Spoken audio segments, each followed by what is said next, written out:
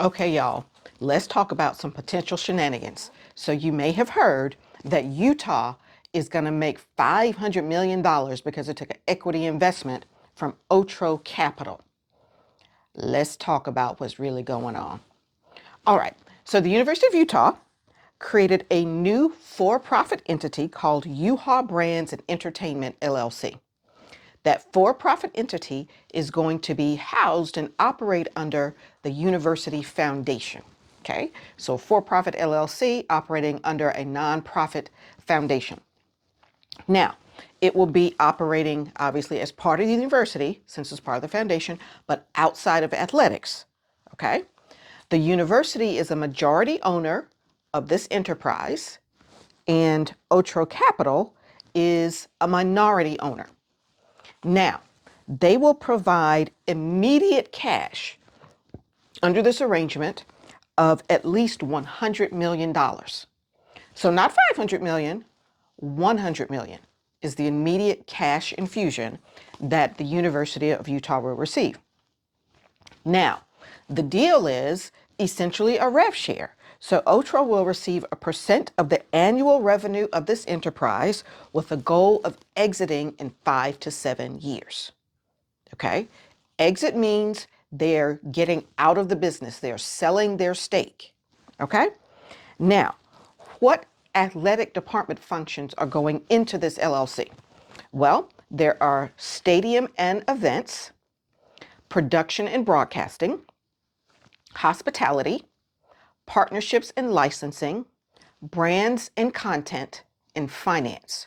So those functions that were previously sitting in the athletic department will now be sitting in this entity for all of athletics, not just for football, but as I understand it, all of athletics. Okay, now Utah says it sees Otro as a mentor to help speed the process of sustainably funding athletics. Private equity being a mentor to a university is an interesting combination, but that's fine. Okay, now part of the deal structure is because Otro wants to get out of this in 5 to 7 years, that Utah will be allowed to repurchase Otro's stake at the end of that time. Okay, so let's talk about how private equity works. Two main pieces. Now, there are many combinations of things, right? Okay, but two things. They maximize revenue, okay, and they minimize expense. And they squeeze you to do that. And then they flip it when it's over, right? So they're going to maximize the revenue of all those athletic department functions that I just mentioned that under this new entity. The minimization of expense could be interesting though, because that could come at the expense of non-revenue generating sports or the Olympic sports. It could swat at Title IX, could result in headcount reductions in the enterprise, many things. Now, you could say, hey, but the University of Utah is not losing control because they have a majority stake. You don't know what percentage of ownership either of these parties have.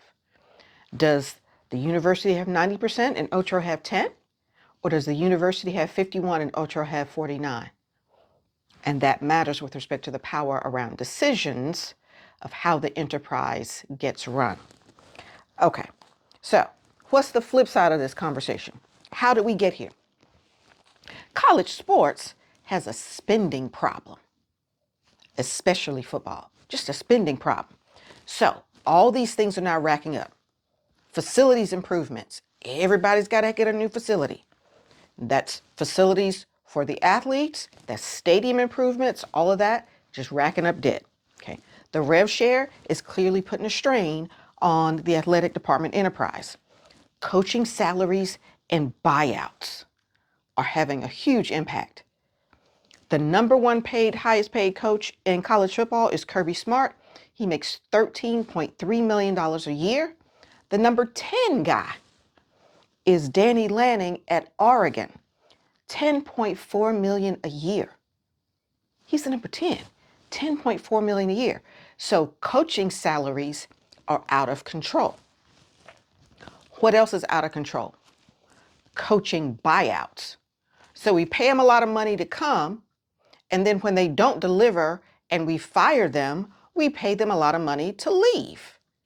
Okay, so this year alone, $228 million in coaching salary buyouts, led, of course, by Brian Kelly, who's getting $54 million to sit around over here on my couch and watch college football on TV.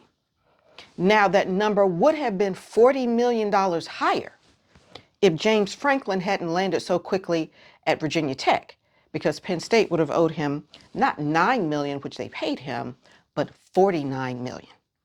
All right, so the number's low because James Franklin moved quickly. So the expense problem is magnified by one factor. You got all this spending, but college sports in general, including football, is truly pie.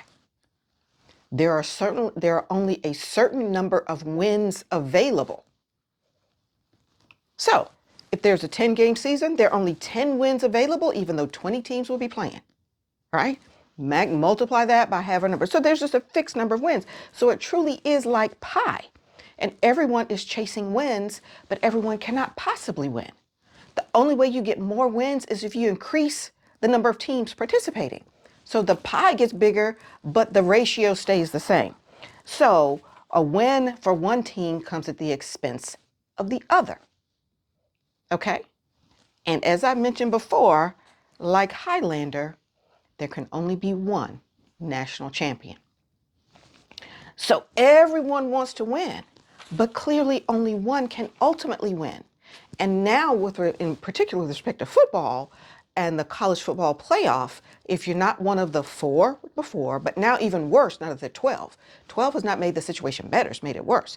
If you can't get into 12, as Notre Dame told us, it ain't even worth playing at all. Okay, so everyone wants to win, but clearly only one can. Everyone cannot win, but folks are willing to dump billions and billions of dollars into trying. All right?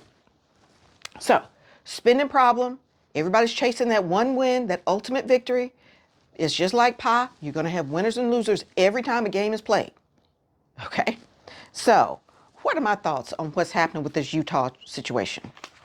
Well, the fans are going to get squeezed, most likely. Their prices are going to go up, right? Because Otro is trying to increase revenue, maximize revenue, so their exit is more profitable, okay? They're only necessarily putting in $100 million or so. They're not putting in $500 million. That's what the potential revenue opportunity may be for Utah. But what Otro is providing right off the bat is $100 million. So the fans are likely going to get squeezed, higher prices, less services, maximize revenue, reduce expense. Okay? Now, what else is going to happen? I just have a question, not but what's going to happen, but I have a question. What is the goal here? Is it to make Utah competitive to win a natty? Is that even the goal? Or is this remaining relevant the goal? Because it's interesting that University of Utah took this, right? The Big Ten couldn't settle out on this. So that proposal with respect to private investment stalled, okay? But here we are, University of Utah, a very interesting choice to go ahead and take it. So I'm curious as to what their motivation is. Are they trying to chase national championships? Are they trying to stay relevant? What is their goal? Well, we also know, because we just talked about that spending problem, that they're going to spend every dime as fast as they make it. Okay? So this is probably a tidal pond for them. And there's never going to be a way to get out. Could be wrong. Speculating. Might be right. Right? As I mentioned before, we do not know the percentage of ownership either party has, so we don't know how strong a minority owner that Otro is, and we know that that leverage will matter. Even though the university says it maintains control, if Otro's sitting there at 49%, they clearly have the ability to move the needle on how the athletic enterprise is being run. And my final thought is that Utah will likely never control their athletic destiny again. Never. They will never be able to repurchase that equity.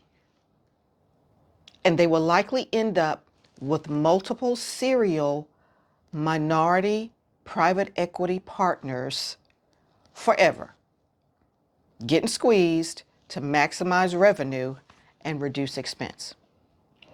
Anyway, we'll see how it goes, okay? Because, this was coming. I didn't think University of Utah would be the first one, but here we are. Anyway, as always, I'm interested to know what you think. Let me know.